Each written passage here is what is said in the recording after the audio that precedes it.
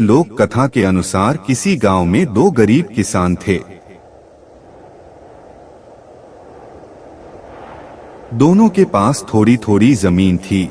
उसी जमीन से खाने पीने की व्यवस्था होती थी। संयोग से दोनों की मृत्यु एक साथ ही हो गई। दोनों की आत्मा यमलोक पहुंची तो यमराज ने कहा कि तुम दोनों का जीवन बहुत अच्छा रहा, अगले जन्म में क्या बनना चाहते हो?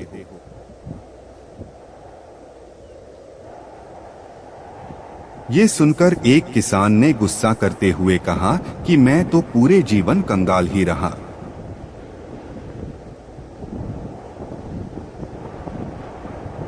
मैंने दिन रात कड़ी मेहनत की, खेत में बैलों की तरह काम किया, लेकिन एक एक पैसे के लिए मेरा परिवार तरस रहा था। ऐसे जीवन को अच्छा कैसे बोल सकते हैं?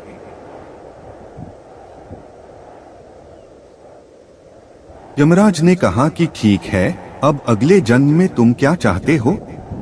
किसान ने कहा कि भगवान मुझे अगला जन्म ऐसा दीजिए कि मुझे कभी भी किसी को कुछ देना न पड़े, मुझे चारों तरफ से धन मिले और मुझे काम भी न करना पड़े।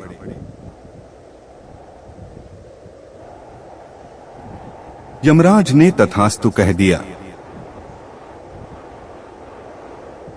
दूसरे किसान ने यमराज से कहा कि मुझे जीवन में सब कुछ मिला था, अच्छा परिवार, थोड़ी जमीन दी जिससे मैं अपना और अपने परिवार का पालन कर रहा था।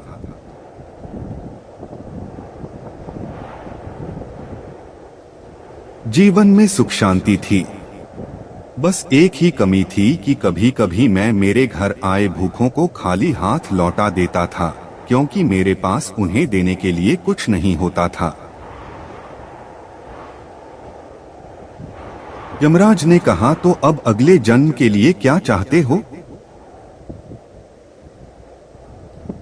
किसान ने कहा कि भगवान मुझे ज्यादा कुछ नहीं चाहिए, बस इतना कर दीजिए कि मेरे घर से कोई खाली हाथ न जाए।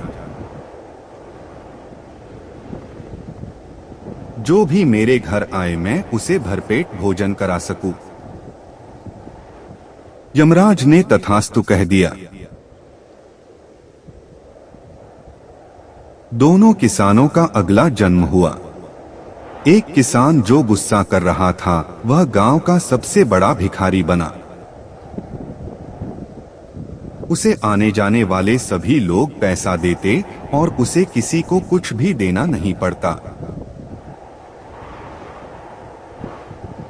दूसरा किसान गांव का सबसे धनवान आदमी बना। उसके घर से कोई भी खाली हाथ नहीं जाता था। वह धन धान्य देकर सभी की मदद करता था। कथा की सीख, भगवान ने हमें जितना दिया है उसमें संतुष्ट रहना चाहिए। समय अच्छा या बुरा नहीं होता है, हमारी सोच ही उसे अच्छा या बुरा बनाती है। सोच पॉजिटिव होगी तो हम बुरे समय में भी सुखी रह सकते हैं।